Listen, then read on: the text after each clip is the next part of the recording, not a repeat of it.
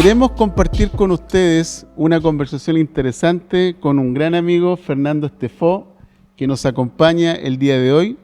Esperamos que puedan disfrutar esta conversación. Vamos a estar hablando acerca de la ley de Dios. Es un gran tema, Fernando. Sí, un gran tema. Olvidado. Es un tema olvidado. Sí. Es olvidado y manipulado, tergiversado. Wow.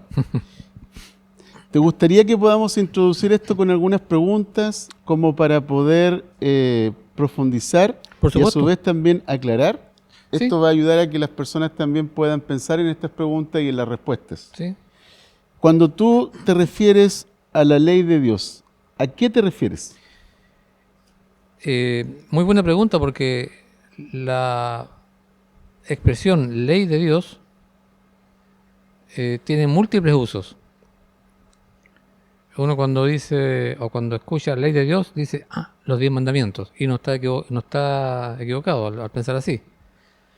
Pero pensando en un dicho de Jesús, en Lucas 24, 44, tan tardos son ustedes. Esta es una situación y una escena después de la resurrección. Ok. ¿Tú te acuerdas, no es cierto? Sí. Los discípulos de Emaús, después cuando Jesús los llevó o sea, quiso ir a la casa, y después seguían preguntando, y de pronto Jesús le dijo, tan tardo en poder conocer y entender que de mí se hablaba en la ley de Moisés, Sí,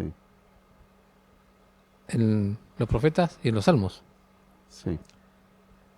Entonces ahí ya hay una aclaración que hace Jesús, que la ley a la que se refería, o la ley de Dios, una primera aceleración que se puede hacer con vehemencia y también con exhortación a poder a entenderla y a estudiarla, es la ley de Moisés, que en palabras más sencillas uno podría decir el Pentateuco, Correcto. o sí, la expresión hebrea, la Torah. sí. Ahí hay una expresión. Ahí hay una ampliación bastante grande, Claro. porque sales de los 10 mandamientos y lo amplías a los 5 primeros libros de la Biblia. Exactamente, hay una expresión de la ley que es muy importante, no solamente para los hebreos en aquella época, sino para nosotros, para poder, porque Jesús le está resucitado, y sus palabras son no solamente para ese grupo de discípulos, incrédulos todavía, sino para toda la iglesia. Exactamente. Que no seamos tardos de corazón y podamos entender que si hablamos de la Biblia o si hablamos del Nuevo Testamento, hay una base y un sustrato tremendamente importante que es la Torá, el Pentateuco, o los 5 libros de Moisés, o la ley de Moisés. Wow, wow. Y cuando, por ejemplo, hablas acerca de la Torá o los 5 libros que mencionas, ¿cómo y de qué otra forma se puede conocer la ley de Dios? ¿Hay otra forma en cómo se refiere la Biblia con respecto a eso? Claro, también, mira, esto es muy interesante porque el Pentateuco, o Pentateuco, son 5, ¿no es cierto? Pero no son 5. Es un solo rollo, pero se dividió en 5 porque los estuches donde se guardaban los rollos no eran tan grandes para tener 5 rollos. Entonces Exacto. se dividieron en 5, por eso es Pentateuco. Y con eso estoy diciendo que es un solo libro el Pentateuco. Wow. Es interesante. Sí. Entonces, ahí hay una cosa muy increíble, y bueno, la inspiración no solamente tiene que ver con el contenido, sino en la forma. Por ejemplo, bueno, voy directamente a tu pregunta a responder. En Éxodo 19, donde, bueno, tremendo capítulo, antecede a los 10 mandamientos, capítulo Éxodo 20. Sí, ¿correcto? sí, correcto. Pero después del 21-22 hay lo que se llama el libro del pacto, Ok. que también es una ley. ¿Qué ley? Es la elaboración detallada de los 10 mandamientos. Porque los 10 mandamientos son como la columna vertebral. No mentir, no robar, amar, no adulterar, etc. Pero después esto se agiliza con una serie de mandamientos del capítulo 22, 25 hacia adelante. Ok, leyes civiles, leyes para la menopausia o la menstruación, leyes para los negocios, la pureza. Eso es increíble. Ese es un libro del pacto que se llama, o también con el debido contexto, también se puede decir ley de Moisés. Pero realmente la ley de Moisés es el Pentateuco, todo el Pentateuco. perfecto. Ahí es un extracto pequeño. Perfecto. O sea, respondiendo a la pregunta, cuando hablamos de la ley, no solamente se refiere a los 10 mandamientos, sino a la Torá, que son el Pentateuco. Y aquí básicamente hay que considerar todo eso cuando se refiere a la ley. Sí, Pero también, por ejemplo, la Biblia habla acerca de la ley y los profetas. sí, Incluye a los profetas. sí. Ya, eso también está considerado en esa cita que diste del libro de Hechos. Sí, pero la ley y los profetas, ahí, la ley, como dijo Jesús, la ley, Pentateuco, y los profetas, y los salmos. Perfecto. Todo eso habla de él. Excelente. Por eso entonces la importancia de poder entender la ley, leerla. Porque si la ley habla de Jesús, si no la leo, ¿quién es Jesús? Sí, ¿Cómo se, cuál es la imagen mía desde la escritura de Jesús si no hubiera ley? sí. A mí me llama la atención, Fernando, porque, por ejemplo, en el capítulo 1 de Juan, se dice, por medio de Moisés vino la ley y por medio de Jesús la gracia y la verdad. Claro, ¿Ya? Y se hace un paralelo ahí y que es interesante. sí. ¿Ya? Ahora, por ejemplo, tomando en cuenta esto, ¿qué importancia le dio Jesús a la ley? Bueno, ya está implícito el hecho de que en Lucas 24:44 ya él habla de la ley. O sea, primero le dio una importancia de testimonio acerca de él. Segundo, no la menospreció. Por ejemplo, al decir con la ley vino, la ley de Moisés ya es una ley, pero con Jesús vino la gracia, por ejemplo, no está haciendo un paralelo como absoluto en cuanto a que esto o lo otro, porque en la ley también hay gracia. Sí, Por ejemplo, todo lo que antecede a los 10 mandamientos, ¿y por qué lo dio al pueblo hebreo? Es gracia, es un orden para la humanidad. Aunque lo fue dado al pueblo hebreo, no fue dado para la humanidad. sí, Este es un punto que quizás Sí. puede resultar escabroso escucharlo. La ley, los 10 mandamientos no fueron hechos para la humanidad. Fue hecho para el pueblo hebreo. Mm, Pero con la ley de Cristo ahora, uno mira los 10 mandamientos no como decir no tengo que adulterar, no tengo que mentir, no, con la ley de Cristo eso debe fluir de forma natural, porque ahí está el Espíritu Santo. sí, Entonces hay una relación muy estrecha con eso, ¿no? sí. Y correcto. también la ley tiene que ver, para ir matizando también la respuesta, tiene que ver con la voluntad de Dios. También muchas veces la ley implica la voluntad de Dios. Andar en la ley de Dios es andar en la voluntad de Él. O sea, la ley es la expresión de la voluntad de Dios. Sí, A través de la ley de Dios podemos conocer el carácter de Dios, muy bien. podemos conocer también cuáles son los principios y valores sobre los cuales Dios quiere que nosotros vivamos en el mundo. Exactamente. No, Perfecto. muy bien. Y también el hecho de que la ley puede ser como un medio de salvación. En ese sentido, entonces, aparece la gracia. Ok, Pero la ley fue dada, era necesario, porque como, no sé, cuando yo estoy criando como padre a mi hijo pequeño, bueno, algunos de ustedes me conocen, he tenido 7 hijos maravillosos, pero el trato con mis hijos pequeños acerca del amor, acerca de la vida, distinto cuando son adolescentes, distinto cuando son adultos, sí, y distinto cuando ya han tenido hijos.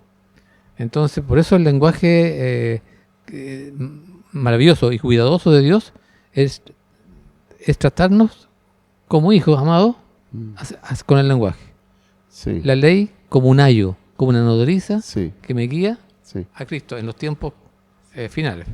Eso me llama la atención, porque mira, yo me he dado cuenta que cuando uno se refiere a la ley, hay cierta interpretación acerca de que Jesús vino a terminar con la ley. ¿Ya? ¿Qué quiere decir esto que dijo Jesús? No he venido a abrogar, sino a cumplir. Claro.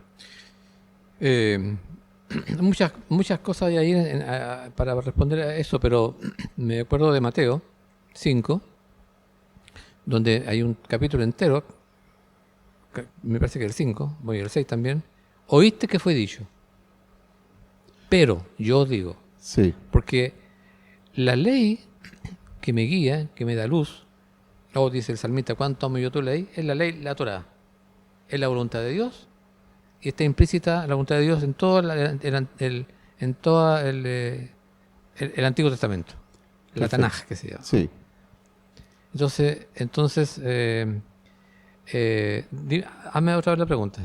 Con respecto a la pregunta, hay ciertas interpretaciones acerca de que Jesús vino a terminar con la Muy ley. bien.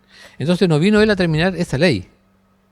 Vino a terminar la manipulación de la ley, que por la ley se puede salvar, y vino a terminar, generalmente, las más de 500 leyes adicionales, no necesariamente para la humanidad ni para el pueblo hebreo. Para una época del pueblo hebreo sí. Había muchas leyes. Sí. La higiene, por ejemplo, si hay que ir por el desierto y no hay baño, o muere alguien, hay una ley ahí para cómo poder tratar eso. Eso ya no corre. Correcto. Sí. O lavarse las manos, etcétera, ¿no? Entonces, no vengo a abrogar ni un ápice de la ley, ni un tilde, es la ley perfecta, Pentateuco, Torá, la ley de Moisés. Perfecto. Ya. Y todo también lo que está después implícito en la voluntad de Dios, los profetas y los salmos. Entre paréntesis, cuando yo estoy hablando de los salmos, no me estoy refiriendo a los salmos, los 150 salmos. Sino los salmos son los escritos, donde está también Daniel, que no era considerado profeta. Jesús sí lo consideró. Los libros sapienciales, los salmos mismos, proverbios, cantares y Daniel. Okay. ¿Ya? Y proverbios. Y Job. Perfecto. ¿Ya? Entonces, O sea, hay varios más incluidos cuando se refiere a salmos. sí. Bien. Lo que cuando está en Lucas, que es un texto que es como una bandera para mí, en Lucas 24, 44, cuando habla de la ley, los profetas y los salmos son todo lo que acabo de nombrar, Wow. incluyendo los salmos. Interesante. Sí. Y los profetas no solamente son los profetas mayores y menores que en la división occidental, sino está desde Josué para adelante. Súper. Bueno. Ahora, tengo otra pregunta con respecto a esto. Tomando en cuenta que para Jesús fue importante la ley y tomando en cuenta que Jesús vino a cumplir la ley, porque es interesante esto, pensando en que Jesús al venir, Él toma en cuenta la ley porque dice que cuando se cumplió el tiempo, Gálatas dice, vino el Hijo, ¿verdad? Y vino bajo la ley, ¿verdad? Para los que estaban bajo la ley también. Entonces, tomando en cuenta que Jesús cumplió la ley, Jesús valoró la ley, y de hecho, por ejemplo, hay una escritura del profeta Isaías que Dios tenía la intención de engrandecer la ley, porque el primer pacto fue dar la ley de Dios que fue puesta en tablas de piedra, ¿verdad? Pero luego después Dios habla acerca del nuevo pacto, y el nuevo pacto incorpora algo que es interesante, un nuevo corazón, una nueva mente, donde Dios pondría su ley en nuestros corazones. ¿Puedes hablar algo acerca de eso? Claro, bueno, ese es un tema extraordinariamente importante. Incluso, un pequeño aviso, el 25 de octubre vamos a traer al mismo profesor que está viniendo este sábado 30 a hablar sobre la nueva criatura. Interesante. Entonces, claro, ese texto de Ezequiel y Jeremías, donde no solamente hará un nuevo espíritu, un nuevo corazón, sino que pondré mi espíritu en vuestro espíritu. Wow. Porque con ese espíritu, es el espíritu de Cristo, o es el espíritu de la ley, Sí. o es la ley de Cristo. Tremendo. Y yo puedo entonces mirar el Antiguo Testamento y no preocuparme de si debo mentir o no debo mentir. Andamos en novedad de vida en libertad. Eso es tremenda libertad. Tremendo. En cambio, el hebreo antiguo, por eso están los ritos. Hay que hacerlo cada año, y los pecados. Y bueno, hoy día también hay un legalismo extraordinariamente dañino en las iglesias Sí. cristianas, lamentablemente. Sí. Fernando se refiere a José Antonio Septiem, que va a estar compartiendo con nosotros este día sábado 30. Vamos a tener un seminario con él. Solamente es un paréntesis, un seminario acerca de Israel e Iglesia, continuidad o discontinuidad. Y con José Antonio Septiem vamos a estar compartiendo este sábado 30 a las 10 a.m. por Zoom. puedes inscribirte incluso en nuestro link que está disponible en el perfil. Ahora, también el 25 de octubre vamos a tener también a José Septién, ¿verdad? Compartiendo acerca de El Nuevo Hombre. Sí. Él está escribiendo un libro acerca de eso, ¿verdad? Ya terminó. ¿Qué significa la nueva criatura? ¿Qué significa el nuevo hombre? Y tiene que ver mucho con la ley. Correcto. Wow. El paso de la infancia. Y no es que sea negativo o malo la infancia. La infancia es muy buena. Sí. Pero la madurez cristiana. Tremendo. Claro, no, sí. Yo no puedo andar diciendo, la Biblia dice que yo no debo mentir. No debo mentir. La Biblia dice que mi ojo tiene que estar, no debo mirar. No. Sí. El Espíritu Santo se mueve como en un templo, el dueño del templo, sí. Y me ayuda a madurar y a no usar mucho el verbo tener. Tengo que hacer esto, sino ser.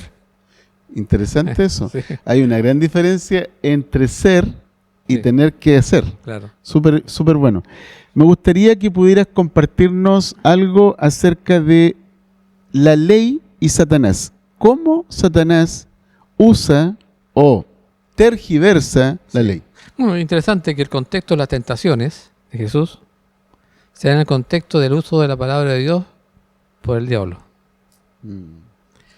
Tentaciones. Pone también, analógicamente podríamos poner, análogamente digo, el mal. Cuando se tergiversa la palabra de Dios o la ley, en la Torá, por ejemplo, el capítulo 2 de Génesis. Ok. Hay palabras ahí que nunca puso Dios. Como que en el capítulo 3 dice... no tocaréis. No tocaréis. Y nunca dijo eso. Exacto. ¿No? ¿No? Dios solamente dijo, claro, no comeréis. Sí, exactamente. Y además tomó algo de Dios, lo tergiversa y aparece el mal. La caída, tremendo. Entonces, tergiversar la palabra de Dios es otro Cristo. Sí.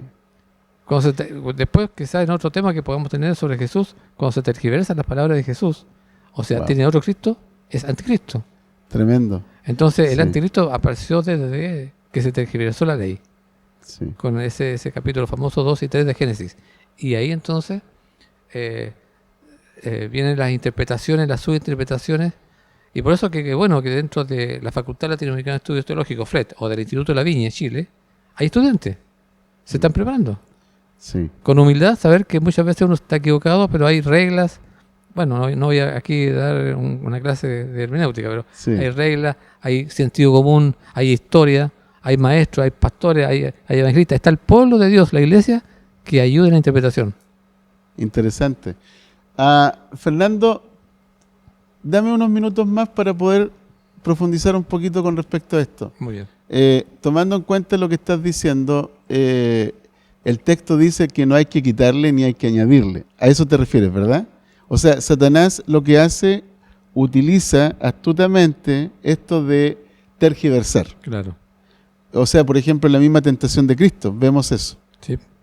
Bueno, ahí hay textos que usa Satanás. Entonces usa un salmo, lo cita, pero lo cita mal. Peor la aplicación. O sea, podríamos decir que Satanás usa las mismas escrituras, ¿verdad?, que leemos, pero que las interpreta erróneamente con el propósito de que nosotros podamos errar el camino. Exactamente, y la historia de la salvación, digamos desde la vida de Cristo hasta que venga, es la historia de una Biblia inconmovible como roca, y la historia de miles de intentos de poder socavar la Biblia con otra Biblia, entre comillas, con otro texto. Entonces, eso también es idolatría. Entonces, creo yo también que en otra oportunidad podemos conversar acerca de algunos manuscritos, de los más de 400.000 manuscritos que hay, que es también un argumento para decir, ¿ves? Aquí es un texto distinto, entonces no hay un evangelio real. Pero eso lo contestaremos quizás en otra ocasión. Perfecto. Ya. Tengo una última pregunta. ¿Ya? Para poder compartir con las personas que están viendo la grabación. Con respecto a la ley, ¿cuál debería ser nuestra actitud en el día de hoy, para los cristianos contemporáneos el día de hoy? Bien, si me permiten, los amables televidentes, yo creo animar y exhortar. Si el Señor dijo que de Él se habla en la Torá, leamos Génesis, estudiemos Éxodo, vamos a Levítico. ¿Por qué no vamos al libro de Hebreos? No lo entendemos. ¿Por qué no lo entendemos? Porque el libro de Hebreos está sujeto a Levítico. Números, Deuteronomio, Génesis, el creador, la creación, Éxodo, la liberación, el acompañamiento de Dios, la morada, Levítico, la palabra de Dios. Wow. Número, el pecado, la gravedad del pecado. 23.000 fueron liquidados por el pecado. Deuteronomio, la santidad. Cuando entre la tierra que yo te dé, no hagáis como las naciones. Entonces, esa sería mi actitud, amar la Torá, amar la ley de Moisés. Y amar significa concreto, no un sentimiento nomás. Leer, estudiar, meditar y poder exclamar algún día como el salmista, oh, Salmo 119, ¿cuánto amo yo tu ley? Todo el día, Salmo 1, Josué, todo el día es ella mi meditación. Wow. Esfuérzate y sé valiente en este libro. Y se refiere a la Torá. Interesante. O sea, esa es una actitud. Sí. También una actitud y un esfuerzo. Esfuérzate y sé valiente, porque hay cosas no fáciles, pero ahí está las instituciones teológicas sanas. Perfecto. Tengo una última pregunta que me surge de tu respuesta. Hoy día tenemos un movimiento muy fuerte en la iglesia sobre el mesianismo, ¿ya? En este caso como cristianos que están como orientados a ser cristianos mesiánicos, ¿ya? Y el énfasis está muy dado con respecto al Antiguo Testamento, las tradiciones judías, las costumbres judías. Y también, por ejemplo, tenemos del otro lado congregaciones o cristianos que le dan mucha importancia a la gracia. Entonces son como dos extremos, ¿ok? ¿Cuál sería el equilibrio radical ahí? Bueno, la Biblia de Génesis a Apocalipsis, aunque se habla de la ley, es la gracia que nos acompaña, es la gracia. Entonces, a veces hay tradiciones que son neutras, ¿no? Que en la misma iglesia, todas las iglesias evangélicas tienen tradiciones, la forma, el culto, cuándo empieza, en la mañana, tarde. Hay cosas que son no son malas en sí, ni tampoco hacen daño. Pero cuando se pone el énfasis como que tiene que ser así para ser realmente algo mesiánico, porque así está escrito, entonces hay una falla de perspectiva, hay una falla de hermenéutica y hay una visión errada de la economía de la salvación. Hay una aurora que va avanzando. Entonces, quizás también en algún tema, en una temática sobre Jesús, cuando hablemos de Jesús, quizás podemos hablar un poco sobre lo mesiánico, ¿no? ¿Qué es esto de mesiánico? Perfecto. Pero ahí hay un inicio de respuesta.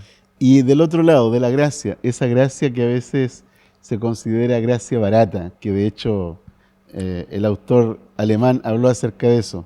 Sí, la gracia barata. Bonhoeffer, ¿no? Sí.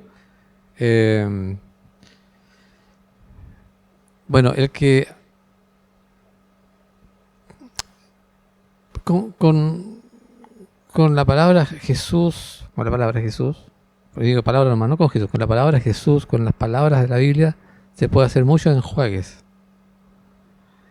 Se puede usar el nombre de Dios para erigir catedrales.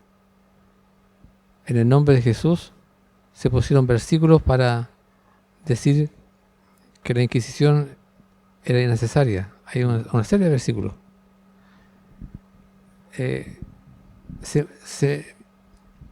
¿Cómo sería la expresión? Se usa mal la expresión gracia. Me dan ganas de decir, pero creo que podemos ir terminando con esto. Mira, por ejemplo, Efesios capítulo 1, 2. Todas las bendiciones espirituales en este famoso texto del 1.3 al 1.14 de Efesios es la gracia en acción. Totalmente, sí. Entonces, cuando hemos sido bendecidos con toda bendición espiritual claro. en los lugares celestiales. Entonces, si hemos sido santificados, si hemos sido adoptados como hijos, si hemos sido reconciliados, justificados, glorificados incluso, Sí. hasta regenerados, capítulo de Efesios 2:1, Sí, la vida nueva. Eso es gracia. Eso es gracia. Sí. Entonces, si eso es gracia y ya estoy salvado, disculpen televidente esta expresión, si yo voy caminando por la calle y veo un vómito, no juego con el vómito. Mm. ¿Qué quiero decir con esto? Que el pecado es horrible. No debemos jugar con el pecado, debemos arrepentirnos completamente de inmediato, porque entonces cuando pecamos, la gracia se desaparece de mi vida, Se desvanece. se desvanece. ¿Por qué? Porque la gracia es que me lleva a Cristo. Sí. Como que diciendo, no estoy ni ahí con que me salvaste, que me elegiste, que me diste, me glorificaste, no estoy ni ahí con que soy un hijo de Dios, que me revelaste la Biblia, que me sellaste con el Espíritu Santo.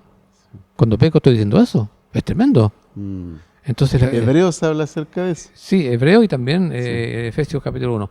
Pero Sí. ahí está la mano bondadosa de Dios. Ya, como hablamos del Antiguo Testamento, el monte Sinaí, fuego, temblor, una Sí. ley sí, pero Sí. era necesario, era Sí. un estremecimiento. Sí. Ahora no es el dedo acusador de Dios. En el monte de Sion Sí. es un monte, venid a mí, Sí. Sí. venid a mí. Totalmente. Sí. Bueno, Gracias, Fernando. Hemos estado compartiendo acerca de la ley de Dios. Hemos estado dando algunas perspectivas que son muy útiles para que todos podamos pensar, reflexionar acerca de esto. Gracias a Fernando Estefó, que es un hombre de gran valor para la Viña y también para muchas iglesias que Fernando ha tenido la oportunidad de ministrar, de enseñar. Él es un hombre que está constantemente compartiendo acerca de la Biblia y es no solamente un estudioso, sino que también es un teólogo. Y estamos agradecidos de tenerlo y contar contigo en la Viña. Gracias. Muchas gracias. muy bien. Gracias.